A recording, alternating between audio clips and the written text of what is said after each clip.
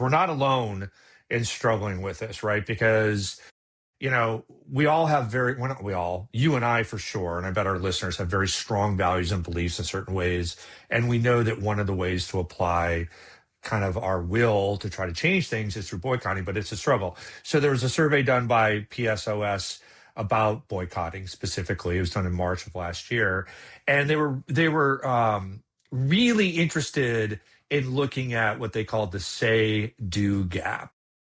This is Ipsos. I said PSOS. It's Ipsos. Sorry. The say-do gap. So people say a lot of things, Des.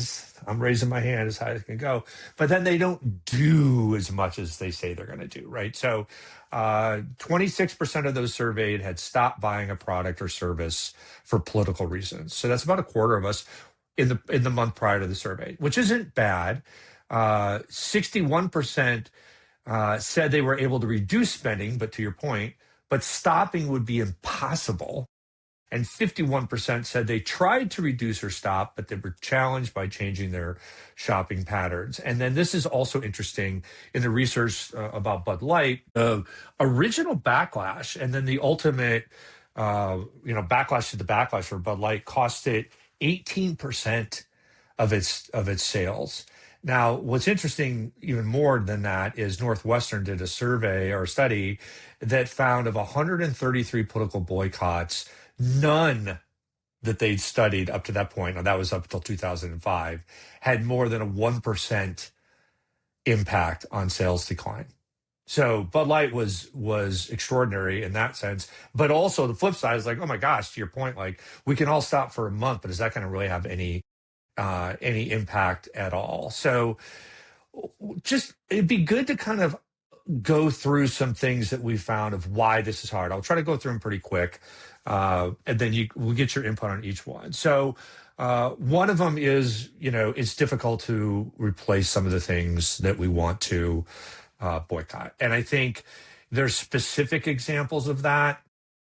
But the biggest one for me is Apple. It's just the whole ecosystem of how everything works together, and replacing that would be almost impossible. I could certainly replace Chick-fil-A's chicken sandwich. McDonald's chicken sandwich is like just as good, let's be honest. But as you've already kind of talked about, how do you, if you're going to boycott something, you either going to have to replace it with something else or you're going to have to do without, right? Yeah, that's definitely the rub of this, because so many of these things that are listed, I'm looking at the resist and unsubscribe website right now, and it's like, yeah, I'm like, I guess technically I could go to a PC or have someone build me a laptop or something, and but when you're thinking about this though, it's like, okay, what can I do? And not like beating ourselves up over like, oh God, I got to cut out all these things, but like thinking about like, what is it that I can do? So with Spotify, again, I sat on that for like 2 months. I had started to download my info and my data from Spotify like 2 months ago, apparently like back in November, maybe even December. And then I just did, and I sat on it every week, and I was like, oh, I'm going to get to that. I'm going to get to that. I'm going to get to that. And then finally a couple weekends ago, I was like, what am I doing? Like, let me actually go do this.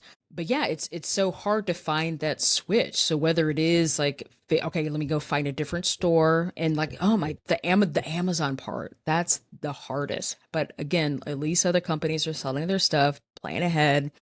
But luckily, not all the streamers are on there, so that's an opportunity to not have everything. But like with OpenAI, there's so many different AIs, LLMs to choose from that it's fine. But yeah, that's definitely a hard part. Is like, okay, well, what is the replacement? Then get used to doing it enough time that it becomes muscle. Well, and that's the second thing that really holds us back. And this goes to something that our friend Stephanie Wilwer and I geek out about, which is behavioral sciences, right? We have biases that drive so much of our behavior.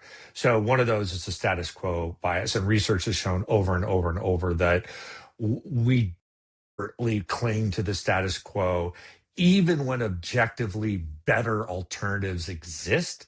So even if there's a better product that fits your values, it may be hard for you to jump to it because the status quo is just so easy. This is why I always argue, people say like, every 5 years, somebody comes around and says brands are dead. And I'm like, they're not dead. They're never going to die. And this is why, because we can't possibly go through life objectively deciding on every damn thing. We just have to have the orange juice we know.